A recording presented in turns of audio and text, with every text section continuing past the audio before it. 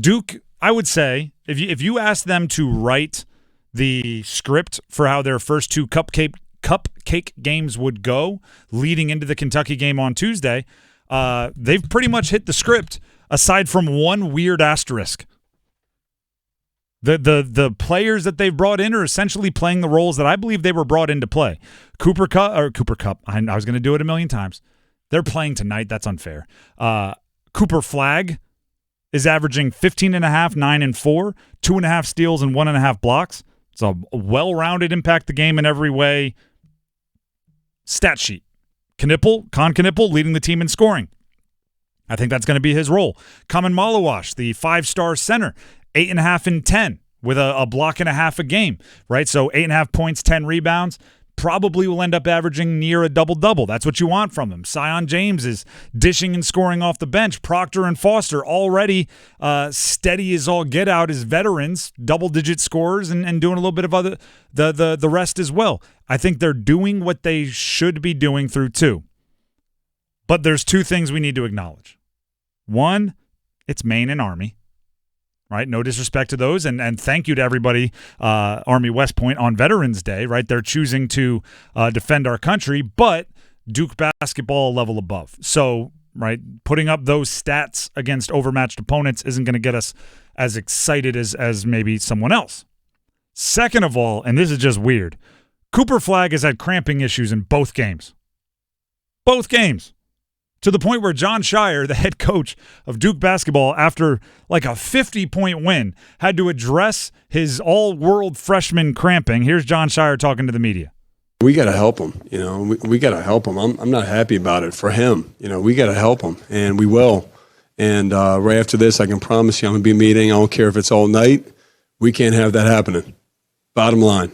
And I thought he had it going, too. That first half, he was just really controlling the whole game with his rebounding, his passing, his playmaking, his scoring. Was assertive shooting the ball. So that can't happen. I'm not happy with it, and we're gonna fix that. I'm gonna tell you a story. It's a story of the Brew Crew, is what it was called. I played football at the University of Delaware. I can't emphasize this enough. University of Delaware football and Duke men's basketball are, yes, both college athletics teams. That's about where the similarities end. Okay, so I am not comparing at all. But I'm saying even at the University of Delaware, we had a rule. It was called the Brew Crew. If you cramped ever, where it made you miss at least one rep in a practice, you were permanently on the Brew Crew. Okay, so if you could be at one practice in the middle of August, it could be 112 degrees on the turf, right? Because they always have like the little higher ratings for temperatures on the turf. It could be a 2-hour and 15-minute practice. If you cramped the last drill, laid down on the ground, had to get stretched out, you didn't get to go into the drill, you were forever on the Brew Crew. Brew Crew meant an hour before every practice, you had to go in and you got a little Dixie cup full of the brew, which was Pedialyte but thicker. It had salt tablets in it. It had gross. Just you would try to take it like a shot because you just wanted to finish it, but it was thicker than that. So it's like, and it was like trying to take a shot of a smoothie, but it was gross. Kind of like a syrup, like cough syrup. Yes, it was like that, but more. It was gross, but you were in it. And if you ever didn't show up for Brew Crew, and I was in this for one season, if you ever didn't show up for Brew Crew, the trainers would be on your behind. Not because they didn't want you to cramp, right? They're trainers. I don't think they care if you miss like one rep of individual practice.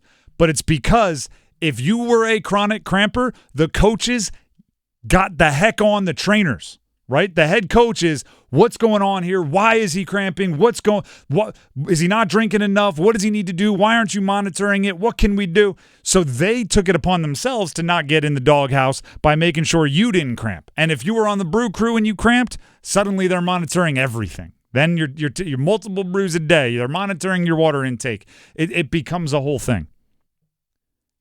And that was the University of Delaware FCS football. I can't imagine what the trainers are getting from the head coach of Duke basketball when Cooper Flagg is cramping. I mean, There's going to be somebody like eating meals with him. Like, don't mind me. I'll just be on this side of the breakfast table counting your sips of water. Like, we'll be weighing your water before and after to see how much volume you've consumed. And guess what? I don't think it's big business. They play Kentucky tomorrow. They need Cooper Flagg every minute that he can be on the floor when the situation calls for it. There can't be Jon Scheyer going, all right, Coop, get back in the game. And he's over there laying on the ground like all of us when we get a Charlie horse in the middle of the night. Like, hold on, coach, got to chug some water. Seen pickle juice, people chugging mustard, people chugging Pedialyte. Everyone has their ways. Listen, the guy's got to get his electrolytes. It's weird.